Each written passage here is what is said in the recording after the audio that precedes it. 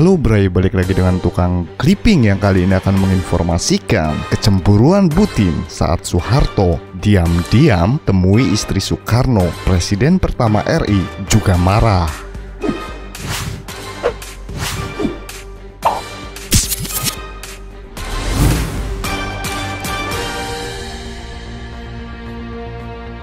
Peristiwa Putin cemburu hingga Soekarno marah pada pertemuan Soeharto dengan istri Presiden pertama RI itu terjadi sekitar tahun 1965.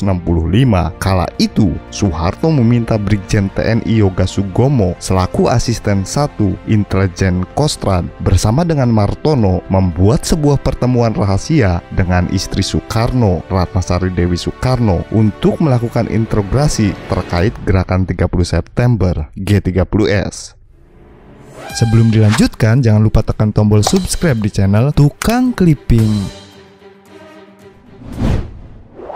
Peristiwa 1965 benar-benar telah memengaruhi kestabilan politik dan keamanan Indonesia. Presiden Soekarno tak tinggal diam dan bertanggung jawab mengusut tuntas hal itu. Melalui Super Semar, Soekarno selaku Presiden RI memerintahkan Maijen Soeharto selaku Pangkop Kamtib agar mengambil tindakan yang dianggap perlu untuk mengatasi situasi keamanan. Soeharto lantas bergerak melaksanakan perintah pemulihan keamanan sesuai yang diinstruksikan padanya. Soeharto dan Ratnasari Dewi direncanakan bertemu pada 20 Maret 1966 di lapangan golf Rawamangun, Jakarta Timur. Tidak mudah mengatur pertemuan itu karena Dewi adalah istri presiden. Oleh karena itu, diusulkan agar pertemuan dilakukan secara tidak resmi. Rencananya, Soeharto akan bertemu dengan Dewi di lapangan golf. Kata Yoga yang dikutip dari buku biografinya, Jenderal Yoga, loyalis di balik layar via Tribun Jambi dalam artikel Pertemuan Rahasia Soeharto dan Istri Soekarno, Putin dibakar cemburu, 3 hari diamkan Pak Harto. Tujuan pertemuan itu untuk mengorek informasi, kebijakan, serta kegiatan Soekarno sebelum detik-detik G30S terjadi.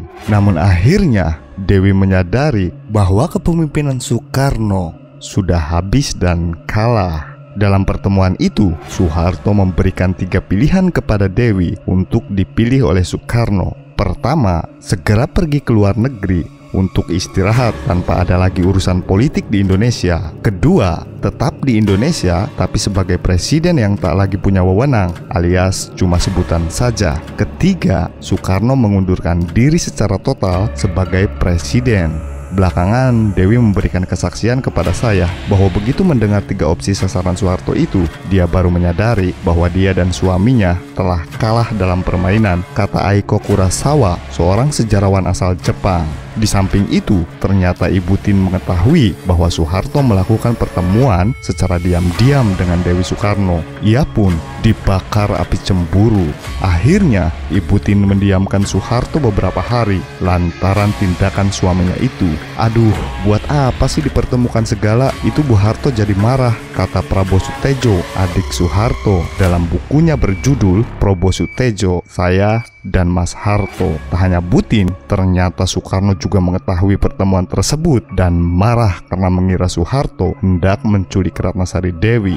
Tidak jelas mengapa rencana yang sudah diatur sangat rahasia itu bocor. Tentu saja info tersebut sampai kepada presiden dengan penafsiran yang sudah keliru, kata Yoga Sugomo. Turunnya Presiden Soekarno merupakan awal dari melesatnya karir Soeharto. Namun untuk meraih pangkat hingga Jenderal Besar Bintang 5, Soeharto harus melalui perjuangan keras. Dilansir dari Nakita, karir militer Soeharto berawal saat menjadi prajurit KNIL 1942 atau Tentara Kerajaan Hindia Belanda. Saat Jepang menduduki Indonesia dan Belanda menyatakan menyerah, Soeharto bergabung dalam prajurit peta pembela tanah air.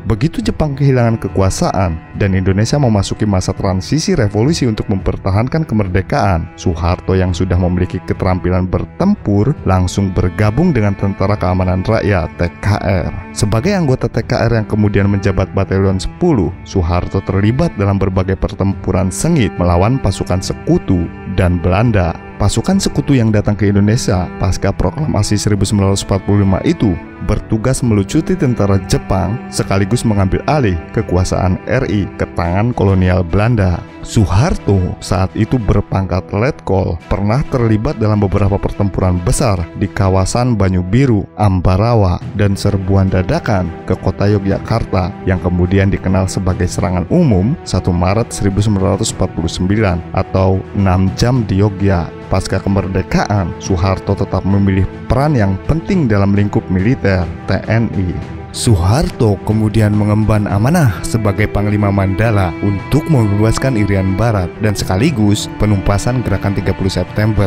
Gestapo. Pada dekade yang sama, Soeharto juga menjabat sebagai Pangkostrad. Irian Barat kembali ke pangkuan RI pada 1 Mei 1963 dan Gestapo berhasil diredam pada Oktober 1965. Maret 1967, Soeharto dikukuhkan sebagai presiden kedua RI, menggantikan Soekarno yang dituntut mundur oleh mahasiswa dan masyarakat pada Juli 1966.